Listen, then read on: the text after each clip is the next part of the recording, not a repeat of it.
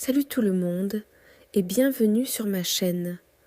Aujourd'hui, je vais vous raconter une histoire qui, je vous le jure, est 100% vraie et qui prouve que les animaux sont parfois bien plus malins et surtout plus drôles qu'on ne le pense. Alors, ça s'est passé il y a quelques années chez mes grands-parents qui habitent à la campagne. Ils ont une basse-cour assez classique, des poules, quelques canards et la star de notre histoire, un coq majestueux nommé Roger. Roger, c'était pas n'importe quel coq. Il était fier, il se pavanait comme un roi, et son chant du matin était si puissant qu'il pouvait réveiller tout le village. À côté de ça, il y avait aussi Patapouf, le chat de la maison. Un gros chat roux, paresseux, dont la principale activité était de dormir au soleil. Patapouf et Roger s'ignoraient royalement. L'un régnait sur la basse-cour, l'autre sur les canapés. Chacun son territoire. Un jour, mes grands-parents ont décidé d'adopter un chien pour tenir compagnie à mon grand-père pendant ses promenades. Ils ont ramené un jeune beagle adorable, mais incroyablement turbulent, qu'ils ont appelé Biscotte. Biscotte, c'était une tornade d'énergie. Il courait partout, reniflait tout et surtout, il adorait jouer avec les autres animaux. Vous voyez le genre de jeu, courir après les poules en jappant de joie, ce qui semait une panique monstre dans la basse-cour. Les poules passèrent leur journée à courir dans tous les sens pour lui échapper. Roger, le coq, était furieux. Son royaume était en plein chaos. Il essayait de maintenir l'ordre, se gonflait, lançait des coups de bec en l'air, mais Biscotte le voyait juste comme un gros jouet à plumes qui criait. La situation était devenue invivable. Et Patapouf, le chat, dans tout ça, lui, il observait la scène depuis le rebord de la fenêtre, l'air complètement blasé. Il voyait ce jeune chien perturber son havre de paix, mais il était bien trop paresseux pour intervenir. Il se contentait de bâiller et de changer de position pour mieux suivre le spectacle. Un après-midi, la situation a atteint son paroxysme. Biscotte avait réussi à coincer une pauvre poule dans un coin du jardin. La poule caquetait de terreur, Biscotte jappait d'excitation, et Roger, depuis son perchoir, semblait à bout de nerfs. On sentait qu'il préparait un plan, mais quoi ?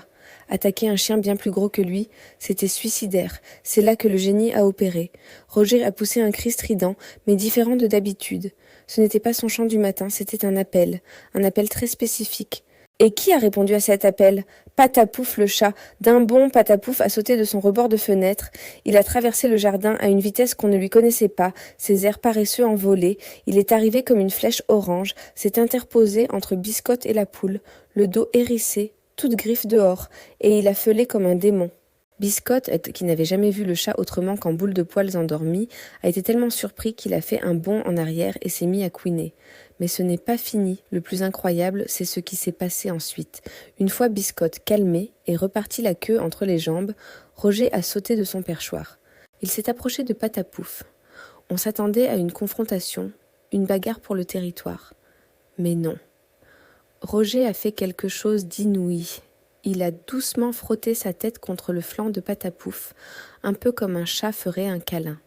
C'était un geste de remerciement, une sorte de « merci pour le coup de main, mon pote ». Patapouf, fidèle à lui-même, a eu l'air de dire « ouais, pas de quoi », et il est retourné nonchalamment à sa sieste au soleil, comme si de rien n'était. À partir de ce jour, une alliance improbable est née. Roger n'était plus seulement le roi de la basse-cour, il était devenu le chef de la sécurité. Dès que Biscotte devenait trop turbulent, Roger n'essayait plus de le combattre. Il lançait son cri spécial, et comme un super-héros sortant de sa retraite, Patapouf arrivait pour mettre de l'ordre avant de retourner à ses occupations. Ils avaient formé un syndicat, une véritable mafia de la basse-cour pour maintenir la paix. Le coq était le donneur d'ordre et le chat était son homme de main. Cette histoire nous a fait rire pendant des semaines. Elle nous a rappelé que les animaux ont des relations bien plus complexes qu'on ne l'imagine, et que même le plus paresseux des chats peut devenir un garde du corps redoutable quand on menace la tranquillité de son royaume, ou plutôt de sa sieste. Voilà pour cette petite tranche de vie de la campagne. J'espère que ça vous a plu. Si vous aussi, vous avez des histoires drôles avec vos animaux, n'hésitez pas à les partager dans les commentaires, j'adore lire ça.